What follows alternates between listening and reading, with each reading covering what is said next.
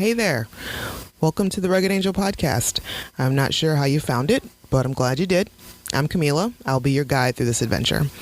What is a rugged angel, you may be asking? Well, the most basic description I can come up with is she is a strong, creative woman who charts her own path, leads her own life, and drives the course of history in some way, shape, or form.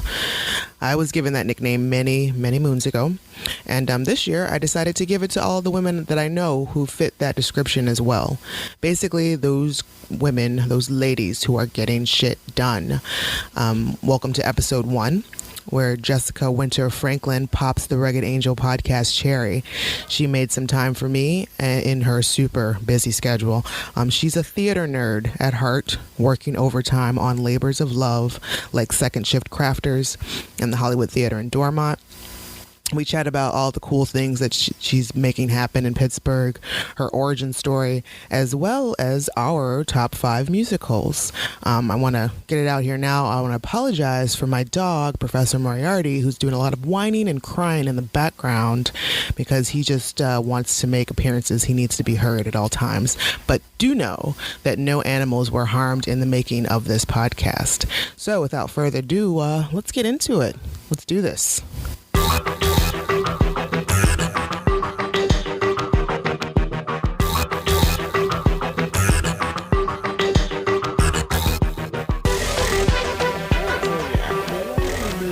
We'll just get right into it. Jessica Winter Franklin, welcome Hi. to my show. Hi, Kahmeela.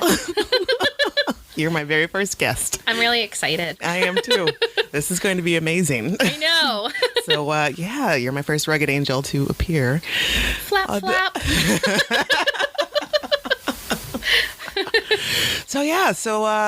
Well, how was your day today? I know you went and took a bread making class. I did.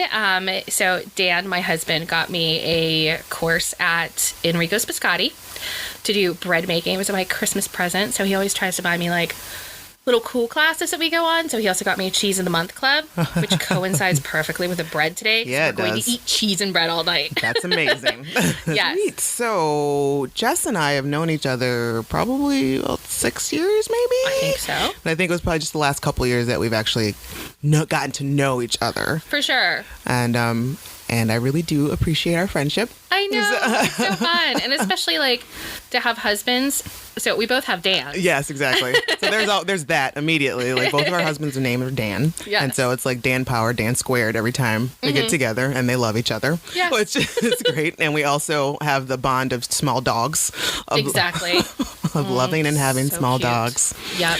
So with that in mind, tell me about Jess. Where'd you grow up? Oh my gosh. So I grew up in a place outside of Pittsburgh called Deer Lakes. Okay. It's a little teeny district. So it's actually the district is Deer Lakes. It's made up out of West Deer and East Deer. And they're not even really west and east of each other. And then this other little place called Fraser. But it's Deer Lakes Park, and it's a big state park. And it's actually the highest point in Allegheny County. Okay. And you can see downtown, even though it's like a half an hour northeast, you can see downtown from the highest point. And there's an observatory Downtown there. Pittsburgh? Downtown Pittsburgh. Huh. Yeah. Wow. You can see the top of the Mellon building. So, it's really cool. man. And how far away is it? Like a half an hour northeast. Oh, that's not bad. Yeah. Not bad at all. No, but it's like super farmland, one teeny tiny little town. There was like 75 people in my graduating class. Really? Our school was 7 through 12. Oh my goodness. Yeah, like 7th graders were in the hallway with seniors. Oh my goodness. There was a lot of teenage pregnancy in my school. Like a lot. We also had a class on calf rearing. And, yeah. It even took me a second for it to register. Like, I don't know what these words are. Yeah. Oh, calf rearing. Calf rearing. Okay. Like animal husbandry. Oh my goodness. Okay. Yeah. And you took this class, and how'd you do in it? I did not take that class. I was a theater nerd. Okay. And also I was kind of terrified of sticking my hand inside of a giant animal. Yeah. Okay. So you're a theater nerd. So Total theater nerd. So Yeah. you did a lot of the acting. And I did. What was one of your favorite productions that you did? So we was actually talking about that on the way over today. So Camelot was the first one that I did. Mm-hmm. And it was very exciting to me because, like I said, it was 7 to 12. Mm. So I was in like 8th grade? No, 9th grade. And we were doing Kahmeela, and I was like, I love the theater. This is amazing. And like, I had a crush on the lead, and like, my boyfriend at the time got kicked out because there was this whole scandal, and it was just this is delicious. I know. I was like, theater is so passionate. Like, I feel like this show would have been on the WB. It totally would have been. This would have been like the CW, all of it. They would have like eaten it up. Yeah. Pacey. Oh, if Pacey had been on it.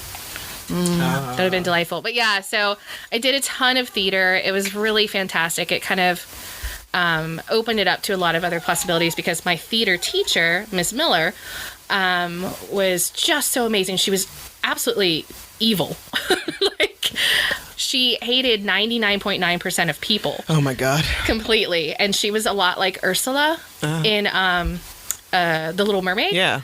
And she would just be like, roar! And you're like, oh my God, she's coming for me. She's coming for me. But if you had talent, then she would like kind of tuck you under her wing. And she was the one that kind of took me from being like super nerdy and really being the first person to recognize like, oh, you have a lot of talent. Oh. And what was so exciting about that, and my husband, so Dan, is a theater teacher at a high school. Mm-hmm. So we've actually had really, really long conversations about this, in that kids that participate in theater in high school, not only does it help them to like, become actors and really be fantastic at that, it can kind of help those like weirdo kids who don't really have... I'm sorry. I have to stop you for a second.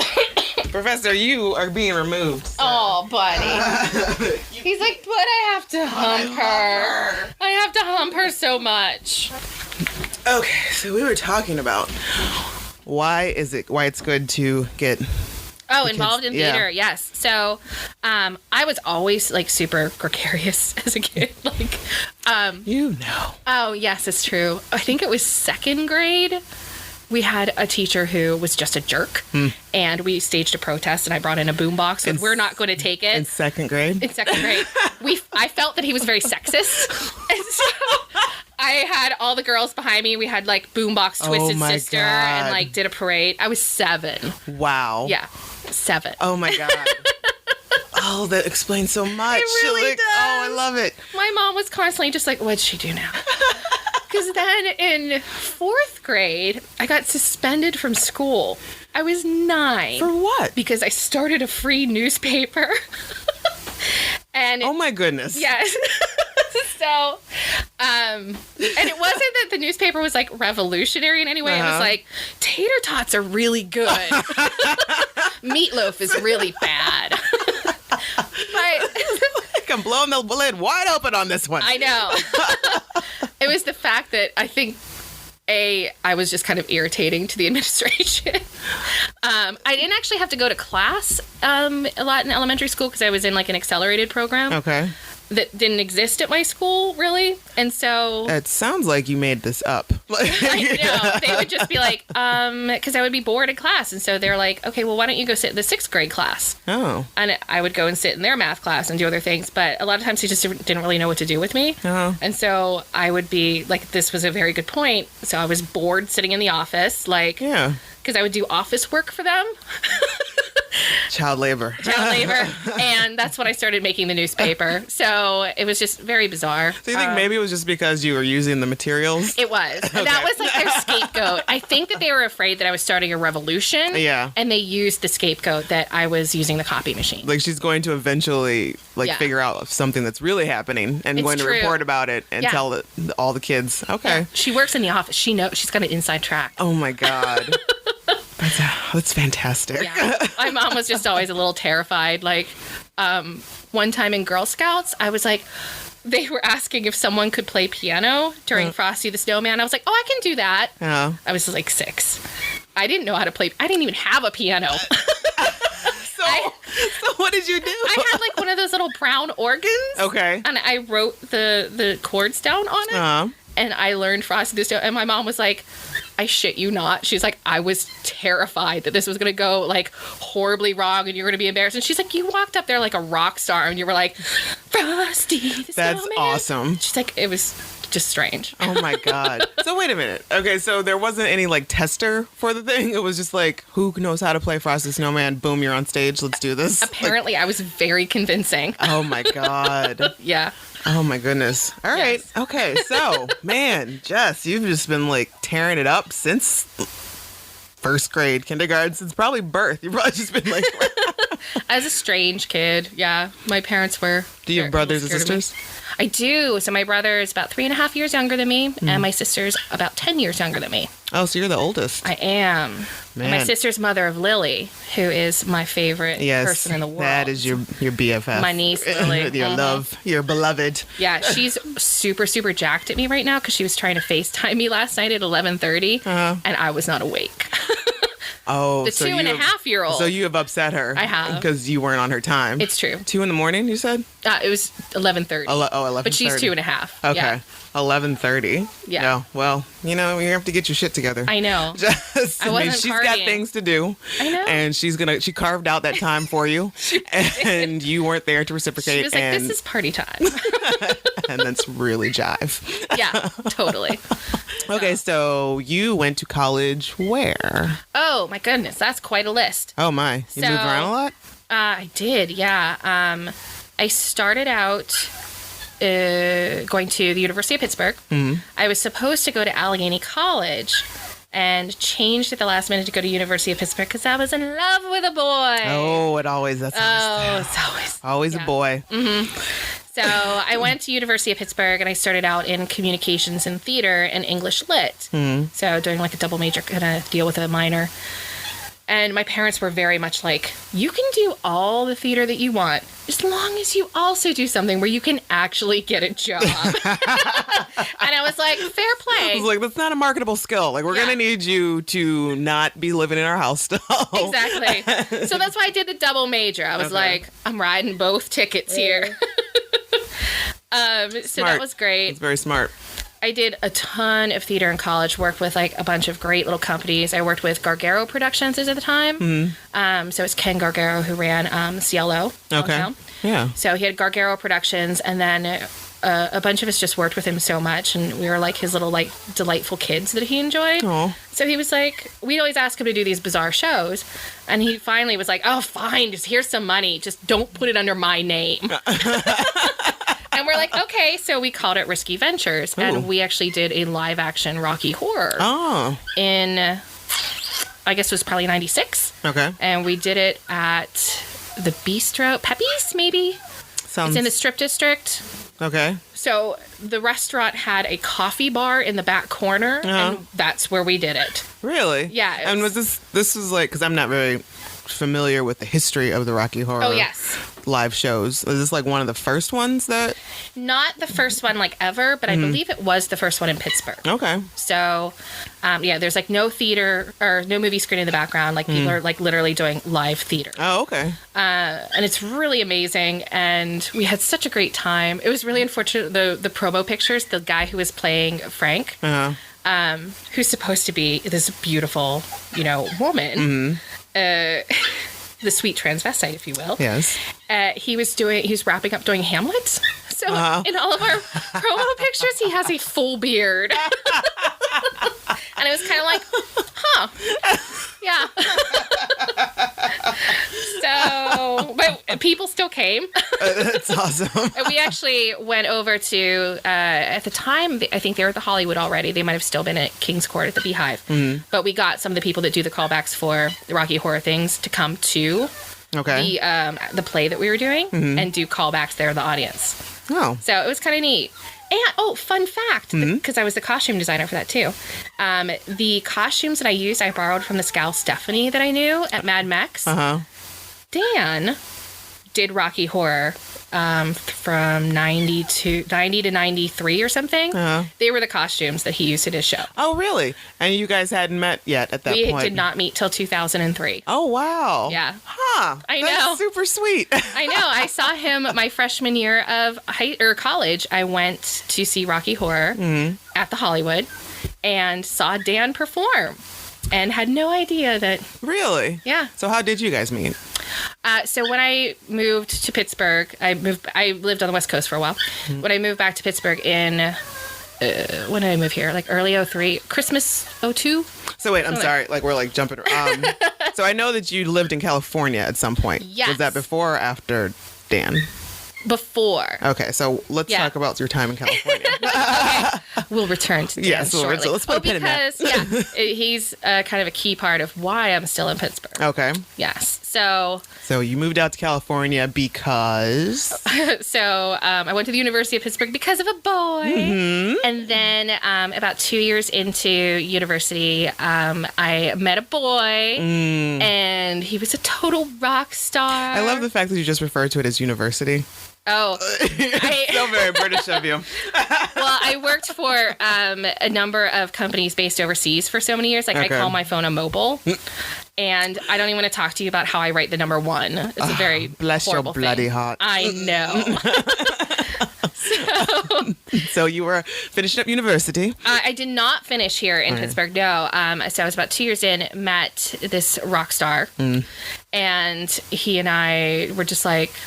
I was kind of bored with the University of Pittsburgh. The theater department wasn't really everything that I was hoping for it to be. Yeah. And I kind of wanted something more. And he was like, I'm a rock star. And I no longer want to be in tiny Pittsburgh. He's like, I want to move to California. And I was like, let's do this. So after like 6 months of dating, we moved to California. Wow, my God. Yeah. I turned 21 the week that we left. Our 20s. That's just... I know. My mom was sobbing. It took a lot of Valium that day that she was saying goodbye to me. Aww. And I got on a train. We each had 6 cardboard boxes. This is my life. This is my 21-year-old life. I know. Like, it's wrapped in twine. And then we each had a shoulder bag. He had a guitar, and I had a ferret. Oh, my... And we got on a train, and we had a sleeper car, which we thought was going to be, like, super duper fancy. Like, in the movies. It was not. It was literally, like, the size of a single bed. Oh. So it's like 2 bunk beds. Like, one flips down from the top and one flips down on the bottom. And then you sit on those during the day, and there's a table that flips down. And so since we had a ferret that we were illegally smuggling into California... and a guitar. And I think we had like an amp with us too, or something ridiculous. But that was all in the upper bunk. So we had to sleep like head to toe. Oh my God. On the bottom bunk. Oh. And it was like 4 days. But it was amazing. We took like Scrabble and books and music and everything because we were like, oh, it's going to be so boring. It is not. If you ever get an opportunity to take a train ride, because you don't go along highways. You're going through like the most amazing parts of nature. Okay. We followed the Colorado River for 200 miles. Oh, that must have been beautiful. Yeah, so it's called the California Zephyr from Chicago to San Francisco. And it is just stunning. And the train conductor is so cool because he sits there and he's like, okay, on our left is blah, blah, blah, and tells you everything about what's going on. Man. And you're like... This is so amazing. We were playing Spot the Shanty, and because there was all these like little railroad shanties everywhere, so we'd make up little stories about them. We're like, oh, you know, Dylan McGillicuddy. He only has one leg, has a horrible whiskey problem. His sheep all left last year. So yeah, it was absolutely fantastic. So got to California, found basically our thing was like, just take a job, first job, any job, because we had $1,500, and we're like, that was it. It's not going to last very long in San Francisco. Yes. So I got a job selling shoes because I had worked at Avalon here. Okay. So I was like, oh, I'll sell shoes. And he got a job at a really cool place called Home Finders, which ended up being how we met all of our friends that we're all still friends with. We're all so super close still. Nice. And so I lived out there in California until the dot-coms crashed in 2002. Wow. Yeah, so it was fun. And then you decided to come back home. Well, that's a fun part of the story. So, while I was in California, I worked, I sold shoes for the first year, but then I went over and started working at Home Finders with Scott and all of our friends and everything. It was a family-owned business, 2 girls, were second generation. And so they kind of ran in. It was cool because it was while the .coms were starting to boom in California. So the housing market was insane. Oh, yeah. And this is like before the internet really was applicable. So people would come in, they're like, I would like a 2-bedroom in Berkeley for this amount of money. And then we would give them a printout of every available property. Yes. And then there was also a fax service, which was very high tech at the time. Ooh, I know. With the shiny papers. It's so true. I super loved working there. And it was really neat because, like I said, the housing boom. But it's like Berkeley and Oakland. And Oakland is, you know, just such an area with so much poverty going on. And people would get this Section 8 housing. It was when Section 8 was like kind of starting to really ramp up there. And so I didn't work in customer service. I worked with the landlords. So I would contact landlords and be like, hey, do you want to list your property with our service? But I would also work with them a lot to see if they would take Section 8 housing. And then also work with the like local like city councils and everything to try to get them to approve more Section 8 housing in better areas. I feel like you and I, like, we kind of share that aspect. I worked for a property management company, and my main concentration was the Section 8 housing. High five! And I worked with, like, you know, the Allegheny County Housing Authority. And, Exactly. And the city housing authority. So, yeah. Sweet. Now I have to like go in and do the inspections with them all and like, you know, call up and like every month, like the inspections for certain people and this, that, or the other, and like do like all the like code enforcements and all that stuff too. To keep it on track. Nice. It's so much work, but it's like, it's such a great system, but it would be so heartbreaking to me when this woman with her 4 kids would come in and she's like, I have this voucher for Berkeley. And she's like, I live in like the worst part of Oakland, and I got this voucher, and it is for $2,000, and I need, because you know the limits, like you have to get the 3-bedroom or the 4-bedroom. Yeah. At that time could not get a 3 or 4-bedroom in Berkeley for $2,000. Really? No. And she would come in, she would be so full of hope, like, I'm gonna get my kids in this school. I'm turning this shit around, and I'm like, it's not gonna happen. And so that's why I did so much advocacy, because it was like... Yeah, it's a heartbreaking state of affairs. Like when you go in there and you see that, like, you know, there are a lot of people that are scamming the system. And but like for those people, there are the ones that are just like, yeah, I'm really doing this to time, like working 2 jobs. I'm going to night school. I'm doing this. I'm trying to make everything happen. And then they're still kind of treated like second-class citizens because, you know, they have that tag of being on Section 8 or having a HUD voucher or something. And it's just... it was a lot. There was, that was a lot. It was frustrating for some times. Yeah, it really was just absolutely heartbreaking. But I did have some success stories. It's like, even if you're operating at like a 30% success rate, you're still like, 30%? Right. You feel like I did something good. I did something great today. Yeah. So I actually, though that was very exciting and I enjoyed working there very much, I randomly answered a Craigslist ad. This is like during the early days of Craigslist. When people weren't as afraid of it. Yeah, no, I didn't answer the ad. It was I was looking for something and I put out Jane of all trades. Oh, really? Yeah, which would be very risky now. Yes, almost definitely. That will get you murdered risky. now. Yeah, exactly. But then I was like, Jane of all trades, and I was just like, because at Home Finders, they sent me to UC Berkeley for database administration. So I was working on that sort of degree. So I was shifting more into like technical stuff. Okay. Again, the internet is emerging into our lives. Yes. And this is like the late 90s. So I found this position. They contacted me on this Jane of all trades at a freaking music industry magazine. Oh, wow. In downtown San Francisco.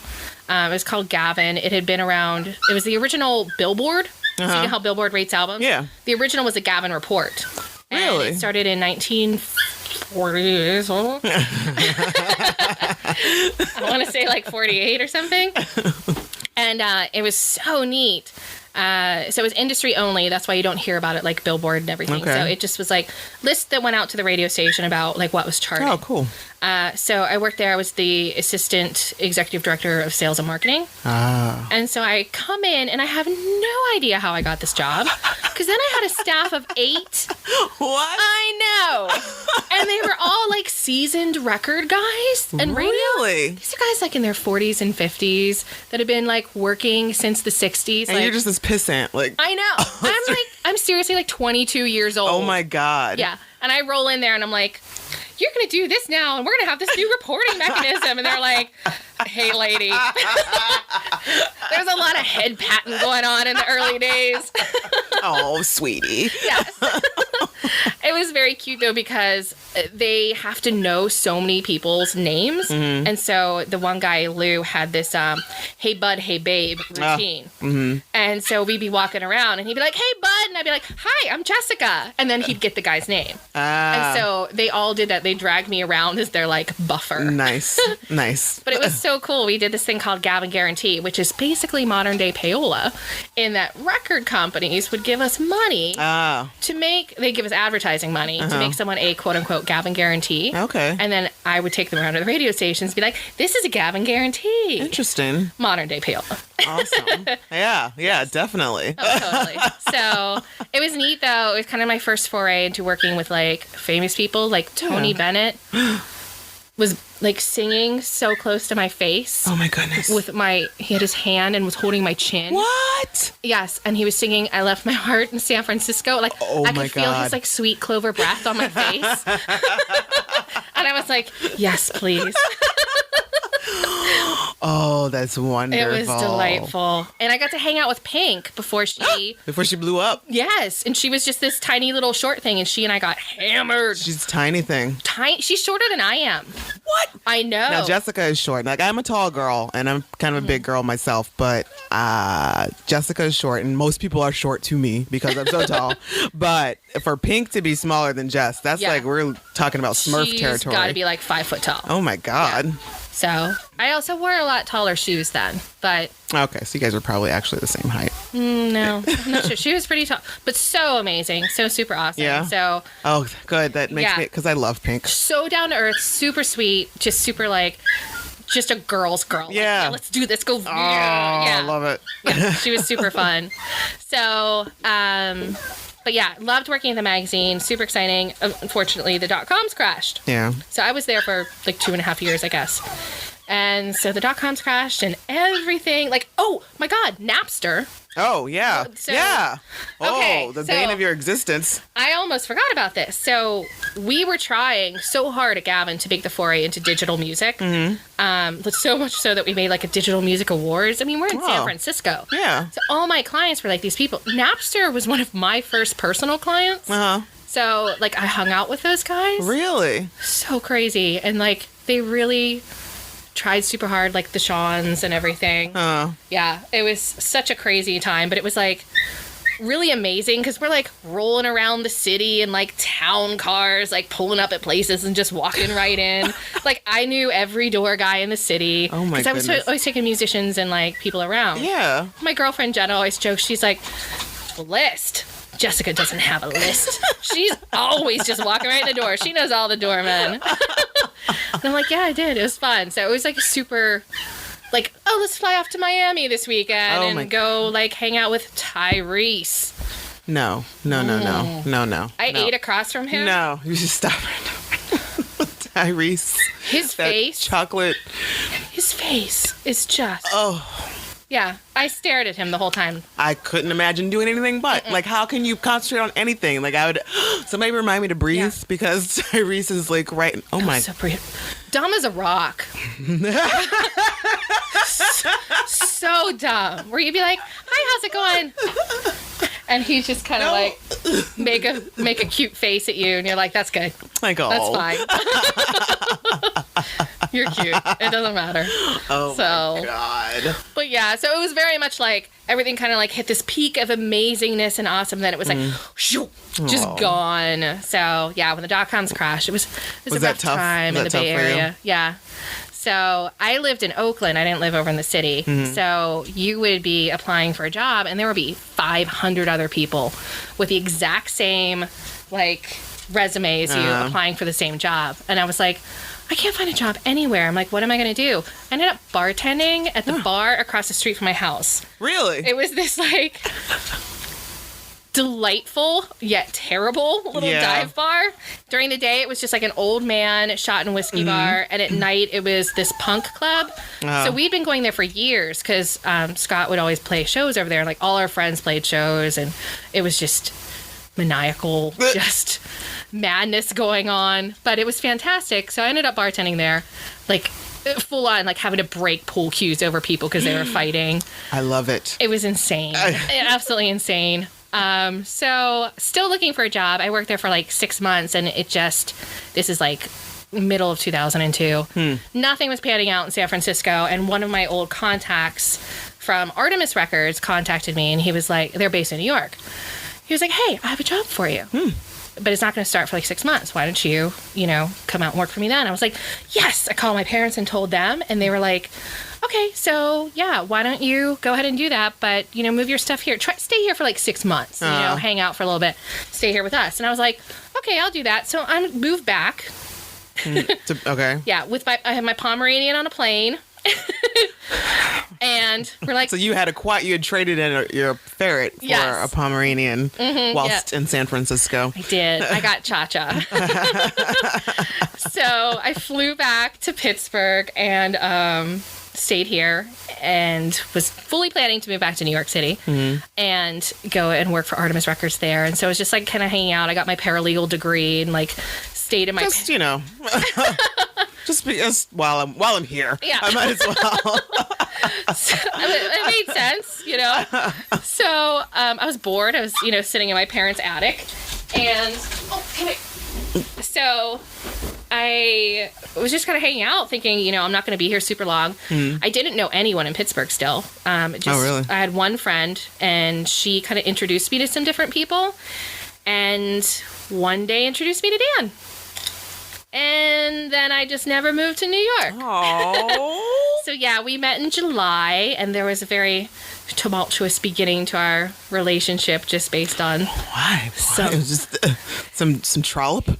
Well, yes, he happened to have had a girlfriend when we met. And scandal. Yes, they had just broken up, so it was fine. And Dan and I started out just like being friends and hanging out. But then she tried to get back together with him, and I was like, I'm not having this. Oh. I was like, nah, bitch. I was like, no. These claws are already in him. This done. Is done. Claimed. Yes. So that was, very tumultuous. But so we started dating in July, and we moved in together in like November or something. So you met in July and you moved in together? In November and bought a house in February. Wow. We were not messing around. Yeah, me and my Dan were pretty like fast paced too. We didn't buy a house for until I think it was like that same year that we were together. Like we met in December, moved in together in February.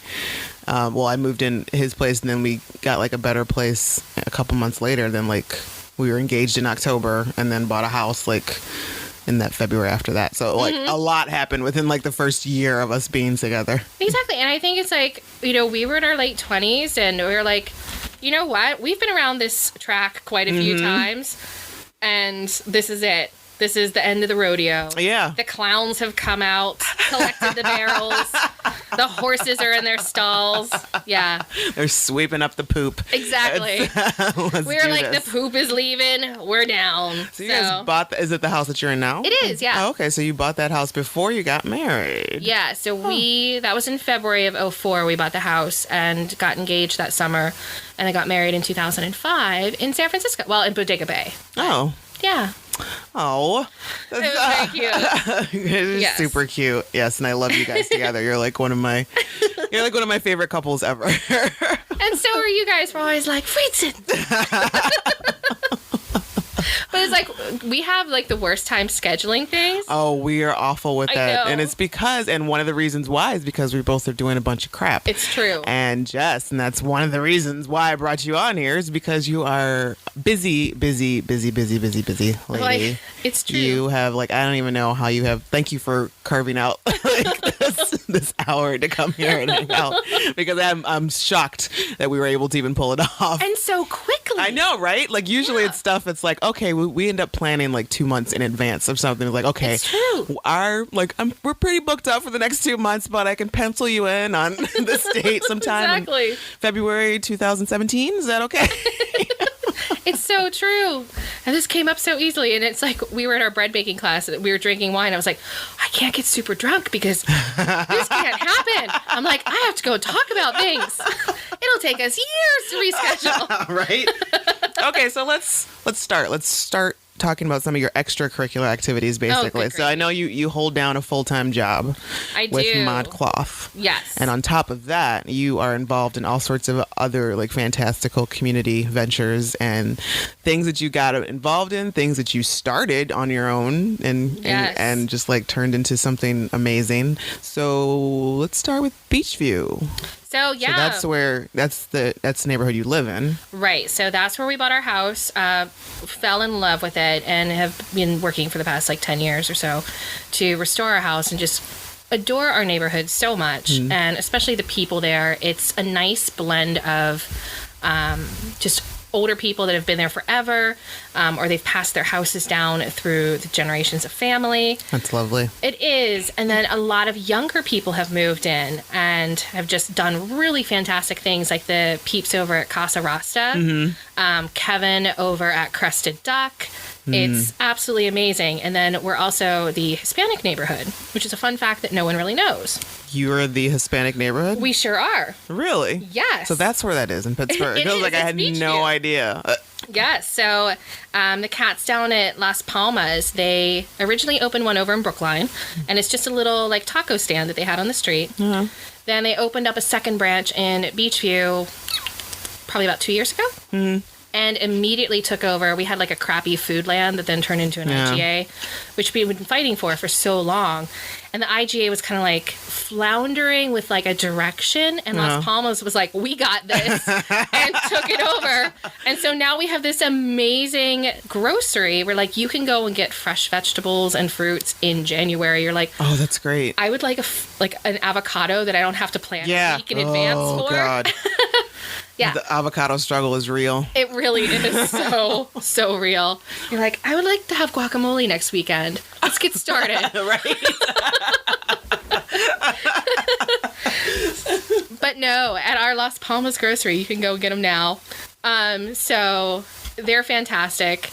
And there's been a couple of businesses like them and then Crested Duck that have moved in and been working to try and revive the Beechview Broadway corridor, which is our main business corridor. Okay.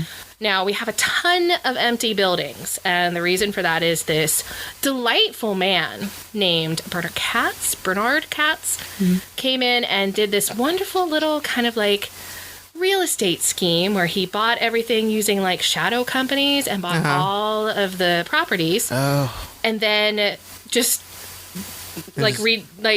didn't pay any of his bills and then took off to Brazil. Oh my God. Yeah. So everything has been sitting empty for 10 to 15 years. Holy shit. A lot of it rolled over to the URA, and they have not been the easiest to work with on these. So I've been trying for years. I've been doing crafts since I was a kid. My grandmother was an artist. My great aunt was an artist. My mom's an artist. Like, I just grew up with art all around me. And so it was just natural. Like, my mom always made all of our theater costumes. Oh. Yeah. So it was just something I've always wanted to do, is to have like a nice little art place. Like, my grandma had a ceramic shop in our basement when I was growing up. Oh, wow. So to me, it's like, oh, I'm just going to go throw something in the kiln. Yeah. It's like something natural. Oh, wow. Yeah. So I've always been wanted to really cool. like start that kind of business. And so I looked at some of these properties in 2010, and the URA was just like, it's going to cost you $600,000 and you won't own it and it's falling apart. And I was like, this seems like a horrible deal. Right. Will that be check or? Yeah. No. Here. Yeah. So it's been very difficult. So I've been very much staying like on the pulse of what's going on in Beechview. And recently we got an $80,000 grant from the city to renew the Beechview corridor. Oh.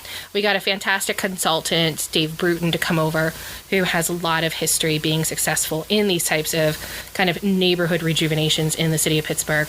And so, again, because I'm the kind of person who can't say no to things and always has to be like, sure, we can do this. Now I am the director of social media and events for the Broadway corridor, yes. And what we're going to be doing is, over the next year, is called Light Up Broadway. So I'm bringing, because we're trying to go with like the Broadway Avenue kind of deal. Ooh, this is... So yeah, it's going to be neat. I want it to be a little bit like when Times Square was a little bit like seedy still. Yeah, I love it. Yeah, I want to do like old Schubert Alley, like 1940s Broadway Avenue. Like buskers and... When is this happening? So it's starting, I think, in April, as soon as the weather breaks. So we're in like strategic planning mode right now. Yes. I'm going to try to have 3 events a week where there will be at least like a food truck, a food cart, musicians, artists, something, because the trolley goes right up Broadway Avenue. Oh. So everyone going to the South Hills is going to ride past and see this. So eventually I want them to be like, you know what, I'm going to get off. I'm going to go to this amazing grocery. I'm going to stop and see this, fantastic band, or I'm going to stop and get these, food cart items or what have you. Oh, that's awesome. Yeah, so that's our plan. And you said, is there a Facebook page or some place to find out more information about what you're... So as the director of social media, I did make a Facebook page, and right now it's just called Beechview. Okay. That's solid. Yes. It's right to the point. And all I have is just like a little teaser. Like, this is seriously like 2 weeks fresh. Okay. So I have just a little teaser like, stay tuned. Okay. I also, we will have the website. It's beechviewpittsburgh.com. Okay. And then the Facebook page is Beechview Pittsburgh. So Nice. yeah, so those will be up. We'll have a lot of events, things. I'm working with a lot of other promoters and artists in the city to bring people over to the South Hills to get over the stigma that you can cross a bridge, you can go through a tunnel. That is so frustrating. We are on public transportation. It is 15 minutes on the trolley from Lawrenceville, Bloomfield, everything. Well, you have to get to the trolley first. But. Right. Still. Yes. But once you get there, it's only... Once you get there, it's 15 amazing. minutes. Yes. So that's going to be going on this year. The other thing is that we do still have some empty buildings that are not under the URA. So what we're going to do is be able to turn one of those buildings into a long-term artisan space. Oh, okay. And what I'm going to do is be able to move people into actual stalls and have like Saturday markets, evening markets. We're going to try to bring in, different farm companies, etc. So like Blackberry Meadows, all the little local guys, cheese companies, hopefully. So people could come in, and it'll be nice for a lot of the vendors because the stall will be something where they can like leave their goods there, lock it up, very similar like the Pittsburgh Public Market. Okay. So, but I'll be focusing a lot on also like craft vendors too. So that'll be super fun. That's going to be coming up this summer. And speaking of craft vendors, you also has started Second Shift Crafters. Second Shift Crafters. Yes. Now, what is that?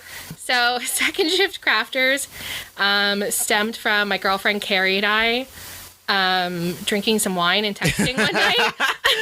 That's how all the great stories start. That's how all the great ideas begin. So, there was like a lot of local artists that I know of that weren't able to get into, like Handmade Arcade, and I made it this year, just because they've become so incredibly popular. Yeah, it's tough to get a spot. Exactly. So they were like, oh, we didn't get in. I was really counting on this for Christmas. I need this, blah, blah, blah. And I was like, I can throw a craft show. I can drink 2 glasses of wine. I can throw a craft show. And so I did. And it was very much of a success. The first one was in December.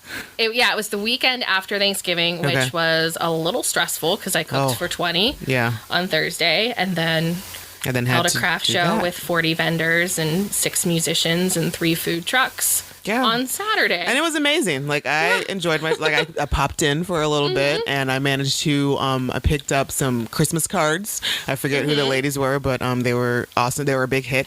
Everybody who got one loved them. And I think that was the Wicked Stitches girl. Yes, that's exactly who it was. That's my little alley. I love those girls because I had run into them at another at a horror convention over the summer. And and also I picked up a nice pillow for cramps from some vendor, and I don't remember what I was trying, it actually works. Like, seriously, that is the shit. I swear by it. It is amazing, and I don't remember the name. I think it was probably either Trilodian or Red Doula. Okay, I think it might have been Red Doula. Okay, so it was I did have a Red Doula card. And then that was probably her. But I went to the site, and there was nothing about any of the aromatherapy satchels or anything like that on there, and I was very confused as to why I had the doula card. Don't leave that laying around for Dan. You're just gonna freak him out. What's with the doula? But so I highly recommend that the cramp pillow. Good to know. Yeah, she's super, super sweet. So all my vendors that I work with are just so amazing and so nice. So Carrie from Hip Modern Soap is one of my partners in crime. And then Stephanie Lauren with Pittsburgh Retail is one of our people that were boosting us, from the beginning. So we kind of just all know different people around Pittsburgh and have a nice little network. And we're building our just kind of our community, our hustlers, because that's our tagline. Second shift crafters, we hustle. Yeah, that's definitely the case. Because I'm not much of a crafter myself. Like I there's nothing that I make with my hands that I'd be like, yeah, I could sell this. No, it's not. I have no talent in that whatsoever. You're like, it's a nice gift to the family. Right, exactly. No, but I definitely, they have to love you. Yeah, exactly. It's like, oh, sweetie. But I definitely have like such a deep respect and admiration for all of you ladies that are able to just like, whip do something that, up. Yeah, just be able to, or all you people, sorry, not just ladies. we have men. But all of you crafters who are able to produce something so beautiful or necessary or something somebody covets or wants to hang in their house or, give it as gifts to someone else and not even, It's really fantastic. I'm constantly surprised at like the quality of stuff that people put out and especially how quickly they can get it done. Oh, yeah. The whole thing about it being called Second Shift is, Handmade and I Made It, they focus on like professional crafters. And that's fantastic. I mean, the things they make, I went to Handmade Arcade, I cleaned up. Like, I was like, I love this and I love that. And I was trying to like shop for Christmas and I was just shopping for Jessica Christmas. Because you have to. Nobody knows you like you, Jess. I know, it's true. And then, I Made It. She has such a great, amazing group of crafters too. But Second Shift, it was like I wanted to focus more on like emerging artists who, don't really have a lot of a market yet or don't really know what they want to focus on. Right. They just know like I like making things. Right. And this is something that I'm good at and I wonder if people would want to buy this. Yeah. So I want to give them that chance. So I don't curate shows. I try to get as many people in as I can. It's for people who are literally making things on their second shift. Okay. So they're going and working something professional during the day and they come home and hustle at night. Yeah. They just love doing this and want to see if it's something that might be viable or if it's something that they just keep as a hobby. Okay. So like I said, I don't curate. It's totally first come, first serve. Is this, do you sell booth space or is it just, like you said, first come, first serve? Yeah, our first event, we were fortunate enough that we didn't have to pay for the space. Okay. And so Carrie and I were like, we'll do it free because we just really want people to come. Right. Yeah. And we ended up eating a lot of like, kickoff expenses. Right. Like we had to pay for electricity and insurance. Yeah, you forget about those things. Like toilet paper. Right, yeah. Yeah, so this next space, I think we're only going to need to charge like $20. But literally, like we know what our expenses are going to be now. Right. So we're able to say like, all right, well, we're going to have 40 vendors. It's going to cost, $12 per or something.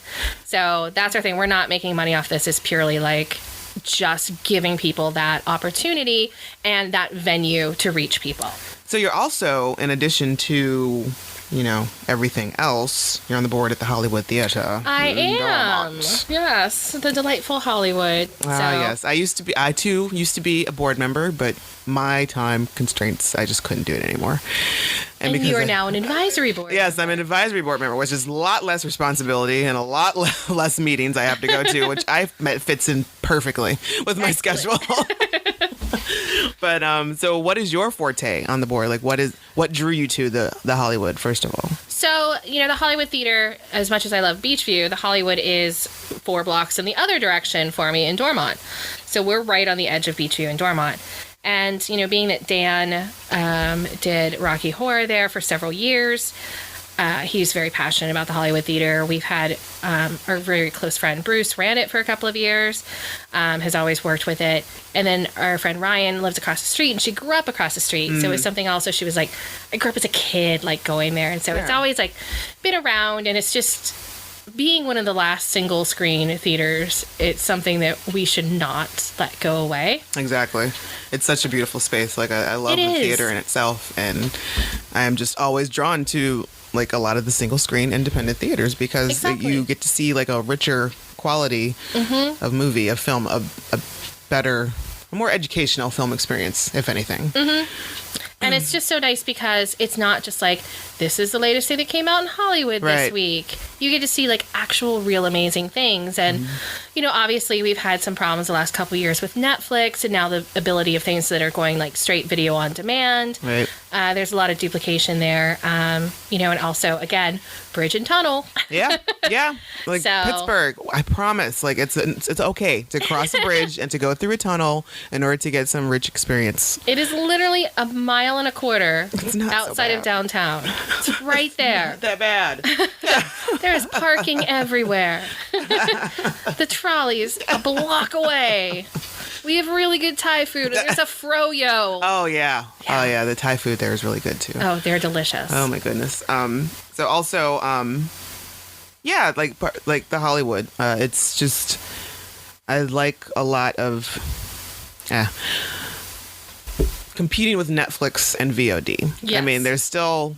Yes, there are some movies that I'm like, yeah, I can wait till that goes on video. But sometimes it's just that theater experience of a lot of movies where you want to like see it with other people, and you know, you get that whole like chain of reactions and just like seeing it on the big screen and being really immersed into the story and into the visuals and what's going on. And like these people take a lot of time and money to make these films, and most of them look much better on a screen, like on a movie screen. They sure do. And it's like, you know, you're laying on your couch at home, you're just not giving them the credit that they should be getting for what they did to make this film. Like, get out of your pajamas, go and eat some popcorn. We have a very good popcorn bar.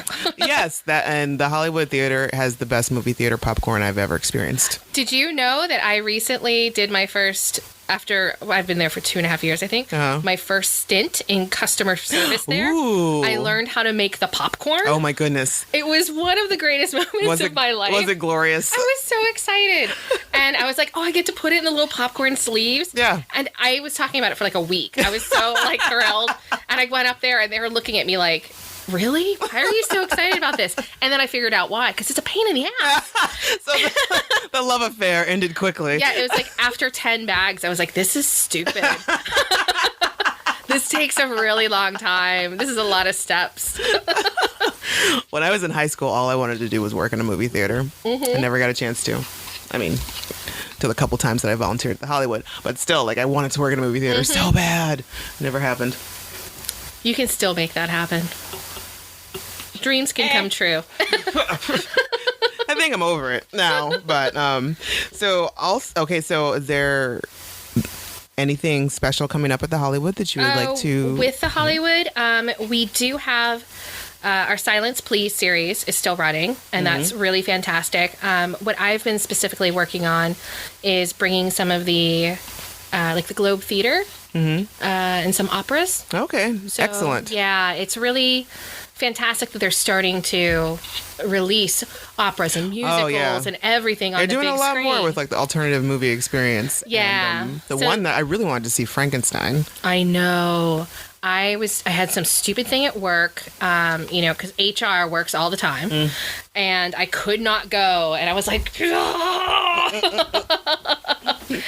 I was very sad about that. So that's what I've been working on specifically. The nice thing about the Hollywood is, even though we do have like one kind of programming, all like encompassing strategic direction that we're moving in, if you have like a passion and you really want to bring something, then they're like, all right, do it. Let's give it a whirl. Fun. Yeah. So it's very much like a fantastic community, and it's great. And for me, you know, just working in HR gets a little bit boring. Oh, yeah. So it's nice to go and do these other fun things and work with artistic people. Just a little more passion. Just a little bit. Just a little bit. Yes. And also some more passion, Fierce Burlesque Fest. Yes. So I am one of the judges for the Fierce 3 Pittsburgh, which is going to be April 30th through May 3rd of this year. And it's going to, I know the main place is at the Blue Moon, and it's the Burlesque Festival for the LGBTQI community. So this is something that goes on kind of internationally, and this is the Pittsburgh one, and Viva Velez is throwing it, and she's a fireball powerhouse, amazing woman who... I love burlesque. Yeah, I don't know how it is that she gets people to do exactly what she wants. But it's amazing. So it's going to be a great event. It's like real burlesque. It's not like, a couple it is. broads get up there, take their clothes off, and call it burlesque. And, no, I mean, they did the application a little while ago, and Viva has pulled them all together. And the judges, we have a list of, it's like over 100 submissions that we're going through and rating for the final people that are going to. How'd you get to be a judge? So, of course, I know Viva. So, and of course, she was like asking, because she had just moved here and didn't really know a lot of people. So, of course, I volunteered because I can't say no to anything. And I was like, let me help you. And so I was just kind of helping her network and figure out like the feasibility of performing at different spaces in Pittsburgh. And then she called me up and was like, do you want to be a judge? I was like, yay! So yeah, that'll be super duper fun. It's a really, really fantastic cause and just a great group of people that are putting this on, and I'm really excited for it. And where can we find out more about that? So they have a Facebook page if you look up Fierce Burlesque Pittsburgh. Okay. Yeah. And basically just go friend Jess on Facebook and just like everything she likes. We'll take care of that. So, wow, that's a lot. That's so busy. So, and I know that we got to get you out of here soon because you got other obligations this evening. But I would like to, we have a little segment that I'd like to call Top 5. Because I love lists and I love bringing on the top 5 stuff. And so with Jess, I know she has a passion for musicals and musical theater. She loves a good Broadway show. She and Dan are always going off to New York on special Broadway show. And so I asked for Jess to compile her list of top 5 musicals, or was it Broadway musicals, or did you just do musicals? But I went movie musicals. So okay. We're not doing like Gene Kelly did this once. Okay. Yes. Okay, cool. So. And I also participate in this as well. I have never seen a Broadway show. So I just had movie musicals to work on. Like I've seen a couple, like I've seen Phantom of the Opera and I've seen like Footloose on stage. Right. But they didn't really make the cut. So not on mine either. Phantom is something that I think everyone should see because it is just an extravagant amount of extravagance. Yes, exactly. Andrew Lloyd Webber does not mess around. Yes. He's like, give it all. Just put it all out there. Yeah, we're going to have a moat. It's like, what the fuck? Yeah, like, what's happening? There's going to be a chandelier. It's going to kill everyone. Yeah. I mean, honestly, it's no more ridiculous than some of the other things that happen in musicals. But yeah. All right, well, let's have at it. Okay, let's do this. So, obviously, my favorite one is Hedwig and the Angry Inch. Obviously. I love it so much. You just recently saw that. We went and saw NPH. Oh. When they announced that he was doing that, I basically kind of passed out. When I came to, my finger was already on the order ticket button. Like, there was no question. I don't think I even checked to see if we had anything going on that weekend. Like, it'll be canceled. Whatever. Yes. Whatever. I will watch NPH do anything. I will watch him go make Subway sandwiches. I don't care. I will pay. He'll be like, and here's where the cheese triangles go. Yes. And I'll be like, heart flutter.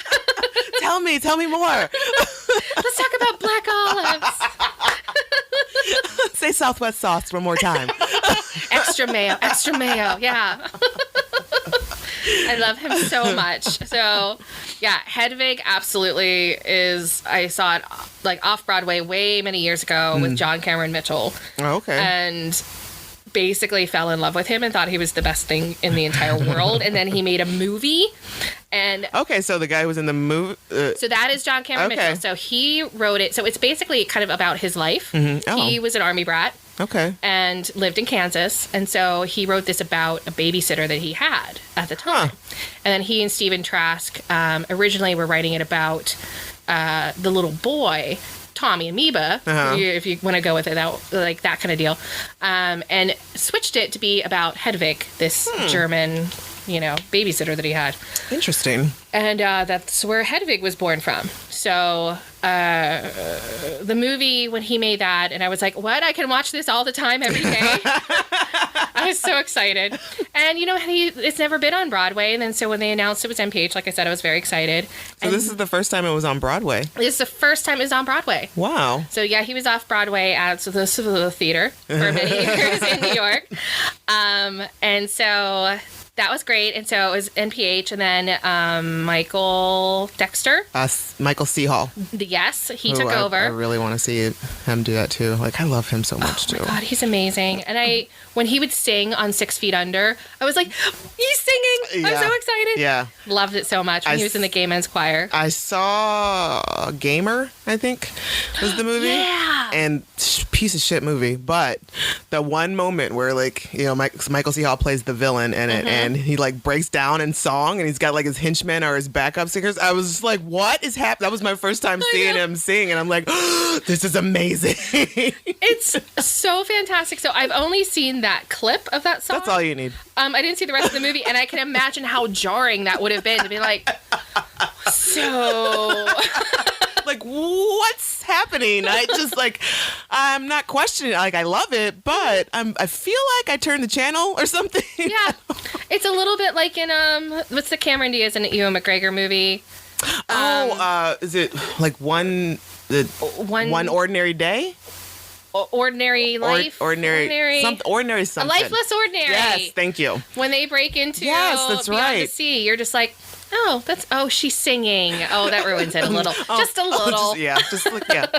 Okay, Cameron, thank you. Yeah. You can sit down. You're pretty. You're a good dancer. But yeah, that was delightful. So the most exciting thing about Hedwig is that, so after Michael C. Hall, they did Andrew Rannells, who's fantastic on Girls and is the only good part of Girls, which might be an entire other podcast. Yeah. Jesus, Pete. I don't want to get into them. I watched the first season and I was like... Ugh. Let's not even talk about her autobiography. There's a difference between talent and entitlement. And that is all I have to say about that. Thank you. Ugh. Okay. I read that at the same time as I read Amy Poehler's, and it was like... it must have been... Yeah. I was like, oh my God, this is just shit. What is what? This is ridiculous. No. Horrible. So, but now... John Cameron Mitchell, for the first time, is doing Hedwig on Broadway. So he is opening, I think, this week. Oh, that was, again, like, I bought tickets the second. Didn't even look. Just literally bought them. And so we're going on February 21st to see him. Oh, that's excellent. And I cry every time. And this is going to be extra tears because I'm so incredibly proud of him, what he's done in this character. So that is my favorite musical. Okay. Yes. And the rest of your list? So, Matilda. I don't know if you know Matilda. So I it's do not. the kids' book, but okay. We saw is that the one that they did a movie and Danny DeVito and Rhea Perlman were in it? Yes. Okay. Very different though. Okay. So it's very British. Tim Minchin did the music and lyrics for it. It's incredibly snarky and it's incredibly sweet. And we saw it last year. And if you get a chance, look up the When I Grew Up or When I Grow Up song. On YouTube, and they do like these swings, and it is just such an amazing, beautiful musical. It's newer, but it just pulls at your heartstrings. Like, we've considered going to see it again. Oh, really? So sweet. Yeah. Nice. And like, if Dan and I get into one of our like drinking and let's listen to sad sack stuff music or like moods, that's like the first thing. It's Origin of Love, When I Grow Up, Tom Waits. Hide the guns though before like Tom Waits. That's just gets too rough. But we like go through all the musical stuff. Into the Woods, which is one of my other. So nice segue. Excellent. Yes, one of my other is Into the Woods, and not only because it is a fantastic Sondheim, who also did Sweeney Todd. So Sondheim is just fantastic. Right. Just had the movie come out. Okay, so I didn't know this was a stage show before. Yes, and there's actually, you can watch the original it's not the original, but the 1989 cast, I believe, that had Bernadette Peters. Ooh, I love her. Was the witch. And you know what? I'm sorry, Meryl Streep was really good in the movie, but so is Bernadette Peters. Yeah, she's still doing stuff. Yeah, I don't understand. I don't know why they didn't just get Bernadette Peters. She does. Mozart in the Jungle on Amazon Prime. Yeah, I want to watch that. I highly recommend. It's so good. Dan and I watched it recently. I love her so much. Yes. So Into the Woods, fantastic. Just found out really cool things that changed. Dan and we worked on it together because he is a musical director. Mm-hmm. We worked on this together several years ago at his school, and we kind of had this impression of Into the Woods and what it was about. And then on our trips to and from New York, I read about different things. Like sometimes we learn about the musicals on the way there. But on the way back, I always read about like really ridiculous war stuff and like history. What? Yes. So on the way back this time, we learned all about the War of 1812, why the rivers are all screwed up in Pennsylvania, and like just this weird history. So you just read them, and you read them to Dan while and Wikipedia. We get into like a Wikipedia rabbit hole. So literally the way this one started is we were driving across the river and he was like, wonder what the history of this river is. I was like, let me find out. We found out that river was a jerk, and there's this Native American guy who was amazing, and look up the Susquehanna River. And then go down the rabbit hole. So, but what we found out about Sondheim was he had this horrible relationship with his father and his mother, and it was just like really insane. And so once I read that, I was like, oh, that explains a lot about Into the Woods. Oh. So, yeah, it kind of absolutely changed our whole perception of it. And it was really interesting watching when the movie came out, listening to that music again. And it was really neat being able to see it like, we've heard the music hundreds and hundreds and hundreds of times. Right. And listening to it again and seeing it performed, we were like, that's pretty neat. Whole new light. Yeah. Yes. That's cool. That was exciting. And then Cabaret. Okay. Duh. Yeah, obviously. Yeah. I mean, Fosse, Liza, Cabaret. Yeah. So we just recently saw it in New York. It was our Christmas present. We sat down in... So it was my first time. This is Emma... So we saw it with Emma Stone and Alan Cumming. So Michelle Williams had originally done it when it opened again. Really? But yes, I heard she was really good. But we loved it. Emma Stone was fantastic. And we sat down. So it's at Studio 54. Oh. Yes. So I got to get into a New York taxi. Oh, my goodness. And go, take me to Studio 54. Yeah. They had no idea what I was talking about. They're like, where? I was like, 48. 9th. Way to ruin my dreams, sir. My moment. Yeah. I was like, oh. But, yeah, I still got to say that. And I got pictures. They still have the 54. Oh, really? Yeah. Oh, that must have been so cool. It was really neat. And we sat down in, like, the little cabaret tables. Mm-hmm. So Alan Cumming, like, I could have just reached out and, like, grabbed his butt. Give him a little toot. I know. He's so cute and he's so sweet. I love him so much. And it was so good. So Cabaret was fantastic, but just, like, Fosse. Dan had never seen All That Jazz. Really? Until a few months ago. And I was like, oh, we're going to watch this. And he's like, how have I lived my life seeing this? Yeah. Like, we saw Pippin last year simply because, like, they do the famous Manson trio. Oh, okay. The big Fosse dance. And Fosse's just, like, my favorite dancer in the entire world. do enjoy a Fosse choreographed number. So good. Fosse. Yeah. Now I'm going to have to go home and watch the Manson trio again. So, Ben Vereen. No, I don't know that. Oh, my God.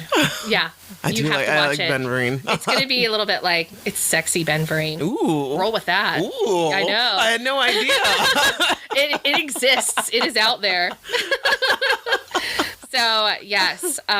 So that is my number 4. And then my number 5 is Rent. Oh. Of course, because... Now, is that sad? Because Dan and I were talking about this the other day, and I think, like, neither one of us have seen it. And really? And Did I you was see the like, movie, though? No. Because I just feel like it's just going to be sad. Like, the whole thing. And well, it's really sad now because Idina and Taye Diggs broke up. Yeah. That's when love died. Danny DeVito, Rhea Perlman, and Idina and Taye Diggs. Yeah. I don't think I was aware Danny DeVito and Rhea Perlman broke up. They did. If there's no hope for those two, what hope does the rest of us have? But I don't Kurt understand. and Goldie got back together. Oh, did they? They did. Okay. Everything's fine. All right. So there's a little bit of the balance has been returned The a little bit. The universe is not rocking so much right now. Oh, my God. Yeah. You need to see Rent because the best thing about Rent is the people that are in the movie that came out in 2001 or 2 or whatever. So when it started in the 90s in New York, the people that are in the movie are the original Broadway cast. Oh, yeah. I think I knew that. Wait. Was Rosario Dawson? Except for Rosario Dawson. Okay. And it was like this big scandal because the actress who originated, they said she was too old. Oh, really? And she was not. Oh. It was scandalous. Oh, just call it what it is. They wanted to make more money off of it. They needed a name. Right. You got Rosario freaking Dawson. It was, Taye Diggs was really the only other big name at the time. And oddly enough, what is that other guy's name? He's the blonde with glasses. Jesse. Oh, no. Jesse Martin. Anthony Rapp. Martin. Yeah, Anthony Rapp. This dude, I don't think he ages because he looks the same. Because I'm pretty sure he was in School Ties.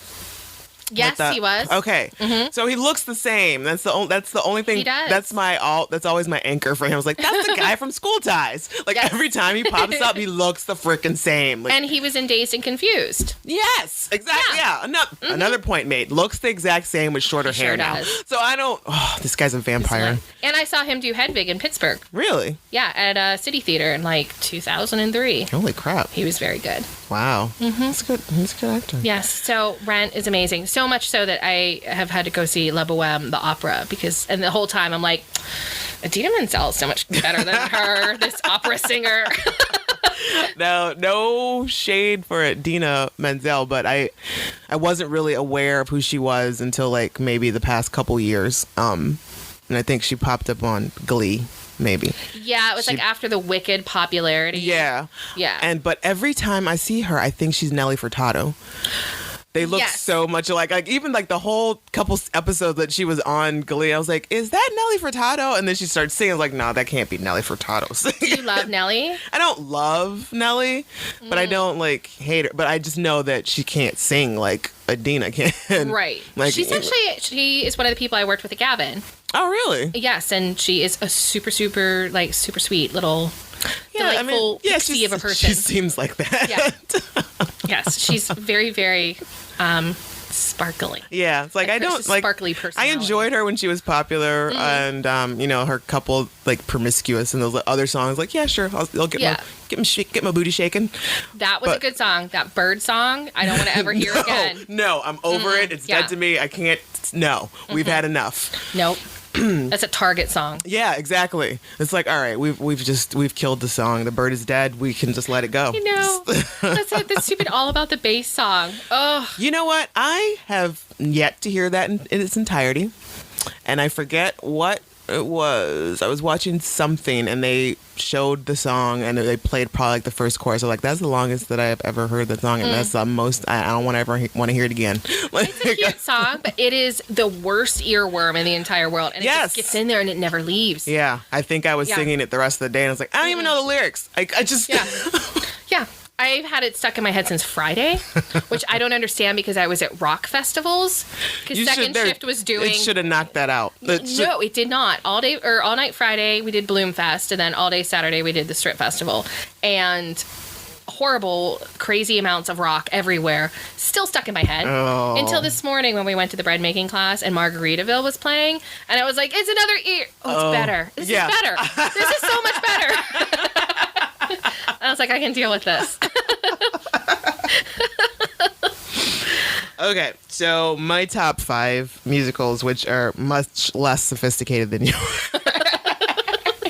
Well, these are all like movie versions, and because I spent a good portion of my life hating musicals, so I don't know where exactly that came from, but especially considering like what's on my list, like when I was younger, like I was really into these that I'm listing on. I'm still like I listen to the soundtracks. The Wiz. Love it. That is my jam. Ben Vereen, number 2 today, because he's in that movie, isn't he? No, I thought Ben Vereen. Oh, maybe. This Nipsey Russell is the Tin Man. I think he was on the Broadway. Oh, probably, yeah. That's probably true. I didn't realize he wasn't in the movie. Nope, it's Burn. Ted Ross is the Lion, Michael Jackson's the Scarecrow, and Diana Ross, and then like a couple other, and Richard Pryor. Yeah. So like I'm pretty sure, I think that was like that movie came out in like 1978, I want to say, and I think that may have been the first movie I saw on the big screen. Oh. Because I recall seeing it. Ish, but yeah, I'm pretty sure that's the first movie I ever saw, and I love that movie. And Lena Horne, when she sings "Believe in Yourself," and then when Diana Ross sings "Home" at the end, every freaking time, I swear, I just well up into tears. It's just, but I love the song. Like it's so good. What a great first movie to see. Yeah. That's perfect. It's so great. And I remember we did have it on vinyl. Like we had the album when I was growing up, and we would play it all the time. And, I love it. Oh, so good. And then another one we had the album too. And then I saw this very young in the theater, Annie. It was. So I had HBO that we stole from my grandma when I was a kid because we were really poor. And so it was like that period of time on HBO when all they played was Annie, Eddie and the Cruisers, and Grease 2. Oh, yes. Yes. Yeah. Uh-huh. And Poltergeist. So yeah. Annie, Grease 2, and Eddie and the Cruisers are 3 of my favorite movies of all time. Which I'm so glad you didn't ask me to do top movies, because it would have been those 3 and Valley Girl. And I don't even know what the other one would have been, but it would have been horribly embarrassing. And now it actually has been embarrassing. You put it out there. Okay, so Annie. So did you see the new one yet? No, not yet. And I have kind of some mixed emotions about that, because I think I started to watch when they remade Annie a few years ago. I think it was Kathy Bates was Mrs. Hannigan. Mm-hmm. I was very much against that. Like, I saw a little bit of it and I was like, no, I don't, this isn't. It's so near and dear to my heart, the original Annie, that I just don't want anything else to like mess it up for me. Like, if it's bad, I'm going to be pissed off. It'll be like when they remade Psycho. And like, to this day, I still haven't forgiven Vince Vaughn for taking that role. He has a lot of other things he has to ask for forgiveness as well. Yeah, the list is getting longer. It's very long. And, but yeah, so like my sister and I would put on the Annie record and we would just like perform it throughout the house, like from beginning to end, like all the time. And then like Sign, the Miss Hannigan and Daddy Warbucks song, that's my favorite one, the back and forth. Oh, I just love that so much. And just like, and Bernadette Peters. Yes. Tim Curry. Mm-hmm. And, you know, and Carol Burnett. Carol Burnett. Together. Yes. Like, you're just like, there's 3 of the most talented people in the entire world. Exactly. I don't want to see Cameron Diaz as Mrs. Hannigan. I saw a clip of her doing the girl song, and it's horrible. Yeah. It's, again, she's singing off key. Just be pretty. Like, yeah, seriously, just people, please stop expecting so much from Cameron Diaz. So, yeah, and then, like, it was, so for whatever reason, I think we, like, lost the original album, and it took me a long time to finally, I still don't think that I have the original soundtrack on CD or digital format anymore. Oh my goodness. Because like, I think I snatched clips off of the DVD. Mm-hmm. I think that's how I've done it. Like, I kind of bootlegged my way to it, because I cannot find it under like $45 or something like that. Like, I keep, like, every time I go into CD Warehouse or the Exchange, I'm always looking for it. Like, on iTunes, it's not offered. There's like only offer the one with really? Yeah, they only offer the one that was that remake with Kathy Bates. That's crime. That's what I'm saying, man. Like, it hurts my feelings. So you can't get the original Cabaret with Liza really on iTunes either. Are you serious? I have it also cobbled together by someone may possibly have been doing some BitTorrent things for me at one time. Yeah, exactly. Yes. You don't know. It just, I mean, sometimes that happens. It was them, not me. Right. So. No, you just received a gift of someone's kind heart. Exactly. Number 3, Grease. Yes. Yes, Grease. So we have a fun history of doing Grease sing-along together, which is great. Which I love. Like, yes. I do listen to that soundtrack also still. Like, I'm pretty sure, like, the actual disc is in my car. My favorite, though, is when you were planning for that sing-along, and you're like, I had no idea how dirty this is. You're like, this is horrible. You're like, no, you never know until you're sitting there, like, listening to it and then typing out the lyrics, like, Danny. Yes. Danny Zuko, sir. Like, it should have had a very different rating. Oh, yeah. I saw that movie whenever it came out. We used to run around singing that, and I was like, yes. Very inappropriate. Like, yeah, I'm definitely sure. Maybe I was 4th grade when that came out. So, like, yeah. Yeah, a lot of sexual undertones. And some of them are really just blatant. Yes. When you found out about the bowling ball, I think that's the one that just... Yes, that was the one that threw me over the top. The gestures in the movie. Yes. Because you don't... I guess it's not so bad when you're just listening to it, but when you watch John Travolta... Mm-hmm. Critical performance. Yeah. Yes. But my favorite song off that one is There Are Worse Things I Could Do. Yes. I want to be able to sing that song so bad, but I cannot hit the notes. No, I can't sing it all. Don't let it stop you. It hasn't stopped When me. I'm by myself, I do. I do not let it stop me. I belt that shit out, and I get my inner Rizzo on. Nice. Chicago. So that was like my number 6. Oh, really? It was really hard. I was like, Into the Woods or Chicago? And I went with like the personal part of Into the Woods. Yeah. But yeah, so Chicago. Yeah, I didn't think I was going to enjoy that as much as I did. Like, and my favorite song on that one is the He Had It Coming. He had it coming. Yes. What is, I keep hearing Murderous Row. I can't think of the name of it now. And now it's not coming to me. Had it coming. It's the same. I just remember because it's like, he had it coming. He had it coming. Yeah, now the boys are going to think we're doing something. We'll be like, no, we're just doing a musical. We're just recreating Chicago. Don't worry about it. It's fine. It's true. I'll be Renee. You be Catherine. Thank you, because that's what and if I were an actor, that would be the role that I would want to play. If I were to ever get into acting, yes, that's the role that I would want to play. So, like, Thelma's much meatier than Roxy. Yeah, definitely. But that is such a good musical, and I really Razzle Dazzle is also. I always tell Dan, it's like, that's kind of your thing. That's it really is. That's totally him, and he loves it. Richard Gere did a really good job, but Jerry Orbach, who by the way is my favorite old man I like to lust after. Yes. Go figure, Jerry Orbach. Because he was like a huge Broadway star. Really? He did the original. I don't think it was the original again, but he played whatever the guy's Flynn. We want Billy. Yeah, Billy Flynn. Yes. He played him on Broadway, and really, because it was Fosse doing this role as a choreographer, it was very saucy, and the girls are like, they get him all naked and not naked. Well, but like, as naked to. as you want to see Jerry Orbach. Right. So yeah, Google that. Man. It's on YouTube, and it is. I am saucy. definitely going to look that one up. But right now, it's really bugging me that I can't remember. Chicago. Oh, it's the women. It's the inmates.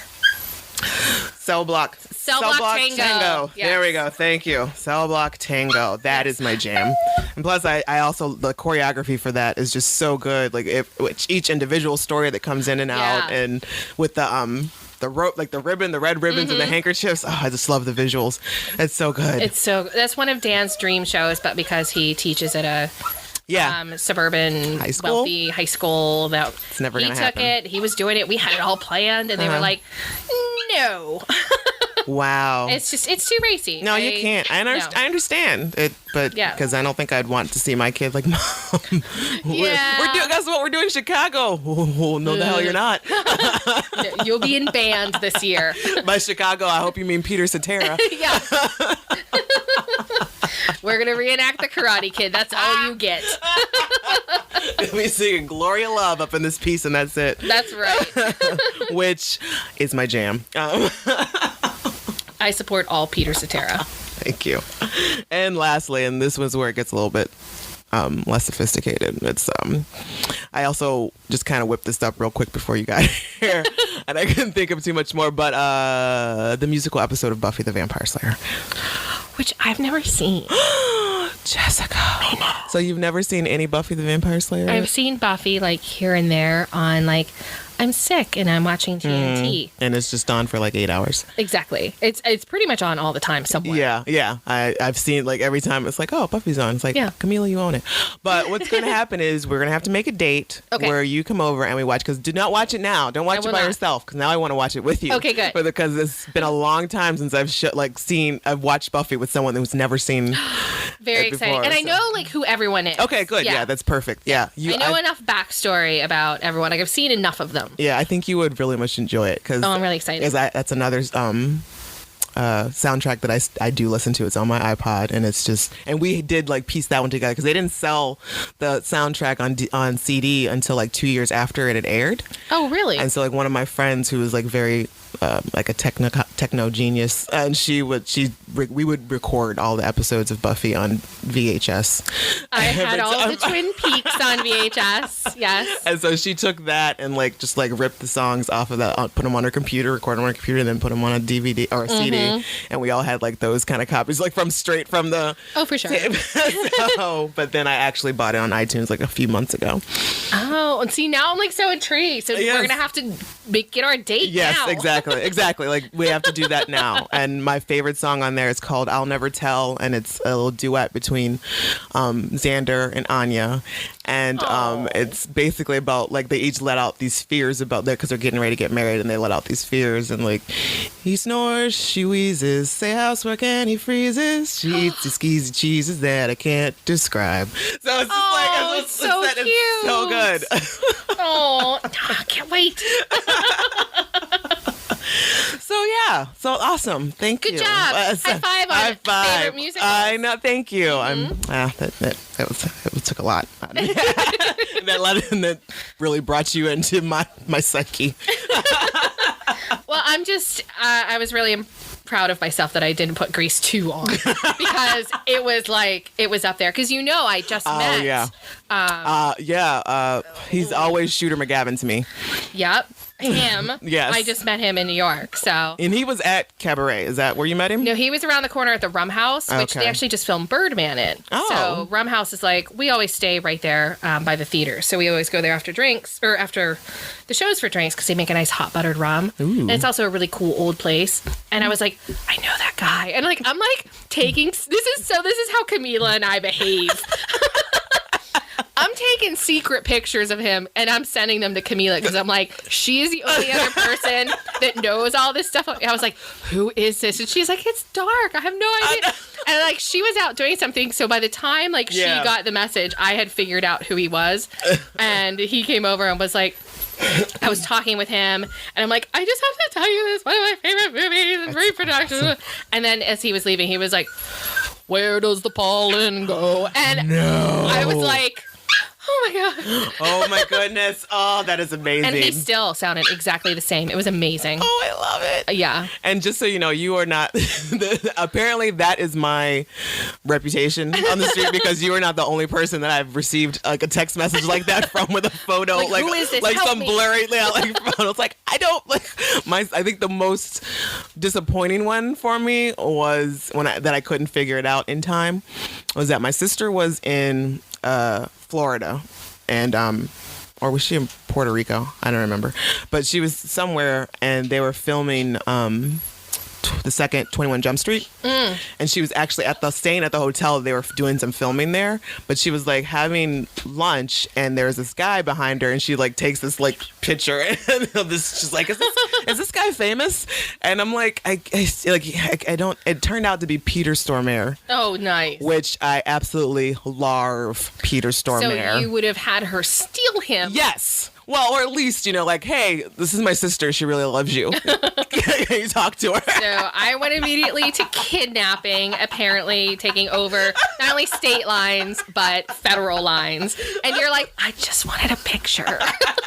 Maybe a short convo. It's we're not saying it wasn't Ryan Gosling. Come on. There's a full-on kidnapping. Ooh. That's a kidnapping. That's a total kidnapping. And I think he and Eva are splitting. Really? After the baby? Good news for everyone. Not so much for the baby. Sorry, that was a little bit insensitive as I got about halfway through. I was like, sorry, baby Gosling. Sorry. You've come from a broken home. And on that note, thank you, Jessica, for doing this. Thanks, I had Kahmeela. a wonderful time. It was very fun. And I will make sure to put all of your links to everything that you are doing Thank you. onto the website. And this will be up in time to help give shouts out for Second Shift Crafters. I got it. I always wanted to call it Second Shifters. I didn't really say it out loud many times before I named it that, and it really lends to forgetting an F somewhere. So it's a little bit of a tongue twister. So I had good intentions. We'll get past it.